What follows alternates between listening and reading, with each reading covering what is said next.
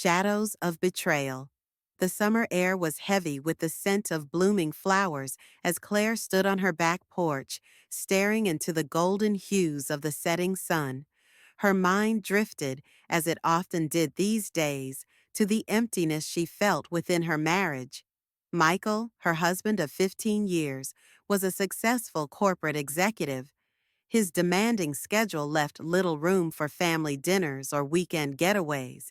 Their once passionate connection had withered into polite exchanges and distant conversations. Claire yearned for someone to see her, not just as a mother or a wife, but as a woman. This summer, Ethan, Michael's 22-year-old son from his previous marriage, was staying with them during his college break. The arrangement had initially filled Claire with nervous anticipation. She hadn't spent much time with Ethan since his teenage years. Now, as a young man, Ethan was magnetic, his laughter infectious, his presence disarmingly warm. He was Michael's mirror in his younger days, with a charm that drew people in effortlessly. Building tension.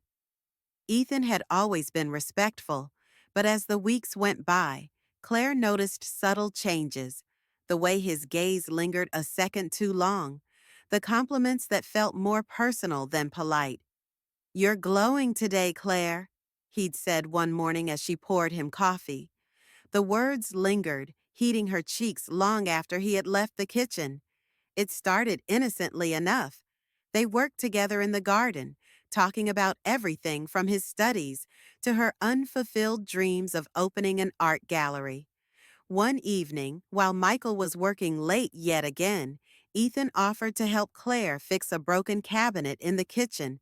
As they worked side by side, their hands brushed, a simple, fleeting touch that sent shivers down her spine.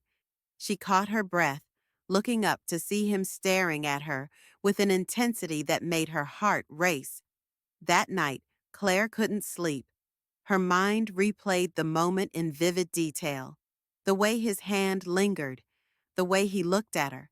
She told herself it was nothing, that she was reading too much into it.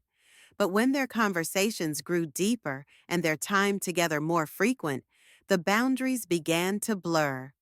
One evening, as they sat on the porch sipping wine, Ethan confessed, "I've always admired you, Claire. You're incredible." The words were innocent enough, but the way he said them wasn't. "You shouldn't say things like that," she whispered, but even as the words left her mouth, she knew she didn't mean them. It happened on a stormy night. Michael was away on a business trip, and the house felt eerily quiet. Ethan found Claire in the living room, staring at the rain pelting against the window. He sat beside her, closer than usual, and placed a comforting hand on her shoulder. "You deserve more, Claire," he said softly. His words unraveled the fragile walls she had built around her heart. Before she knew it, their lips met in a searing kiss. It was a collision of pent-up emotions and forbidden desires. Claire pulled back, her mind racing, but the fire in Ethan's eyes drew her in again. They spent the night tangled in a whirlwind of passion and guilt, but secrets have a way of unraveling. Michael returned home early one evening to find Ethan and Claire in the garden, their laughter too intimate, their body language too telling. Michael's suspicion grew, and one night after a heated argument with Claire about their distant marriage, he confronted Ethan. "What's going on between you two?"